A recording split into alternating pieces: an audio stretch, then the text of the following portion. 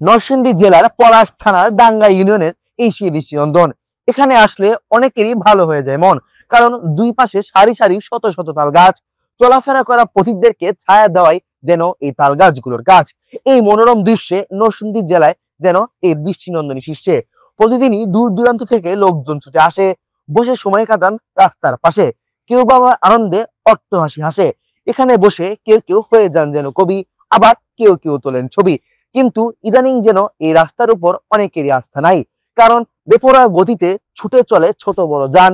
কিছুদিন আগে মোটরসাইকেল দুর্ঘটনায় কে নেয় দুটি তাজা প্রাণ। তাই সকলের নিকট একটি আবেদন, আঁকাবাঁকা এই রাস্তায় সাবধানে চালাবেন গাড়ি, নিরাপদে ফিরবেন বাড়ি। এছাড়াও প্রতিনিয়তই ছোট বড় দুর্ঘটনা হয়, তাই এই রাস্তায় চলতে অনেকেই লাগে ভয়। আরেকটি কথা, দৃষ্টিনন্দনের এই তাল গাছগুলোর প্রতি কুদৃষ্টি না দিয়ে সুদৃষ্টি রেখে গাছগুলোকে সংরক্ষণ করা হোক ভবিষ্যৎ প্রজন্মের জন্য। উবেদ মোড়ল, দৃষ্টিনন্দন থেকে। দৈনিক ভালো মন্দ জানার অধিকার আছে সবার।